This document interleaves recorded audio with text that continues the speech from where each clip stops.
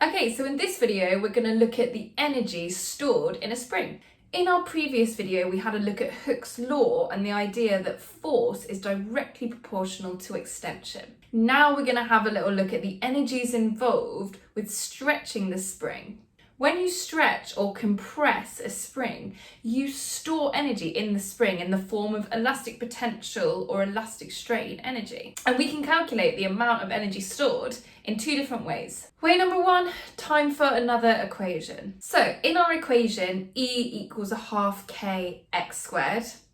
E represents quite sensibly, for once, our energy, which is measured in joules. K is our spring constant, measured in newtons per metre. And X is our extension. And in our equation, we have to square that extension.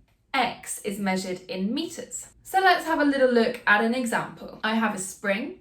It has a spring constant of 10 newtons per metre. And I want to know what is the energy stored in the spring when it is stretched from 22 centimetres to 24 centimetres. Okay, so look in our equation, we have got E is equal to 1/2 multiplied by K, which was 10, multiplied by X squared. In this example, my extension is the final length 24 minus the original length 22 is 2 centimetres. But I need to make sure I've got it in metres. So I have to convert it and I get 0.02 metres. So I put 0.02 squared into my equation. Shove it all in your calculator and you should get an answer of 0.002 joules. Okay, what if this time, instead of trying to work out the energy, we are trying to work out the extension of our spring? Let's imagine I've got a new spring. This one has got a larger spring constant of 24 newtons per metre.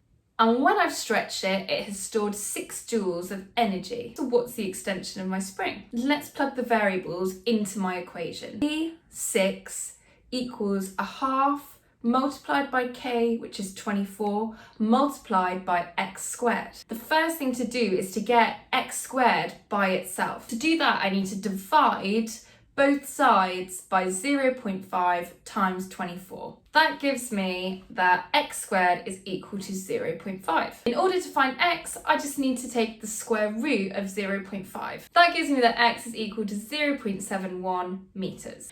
Okay, time to look at method number 2. And that is using a force extension graph, one that looks a bit like this.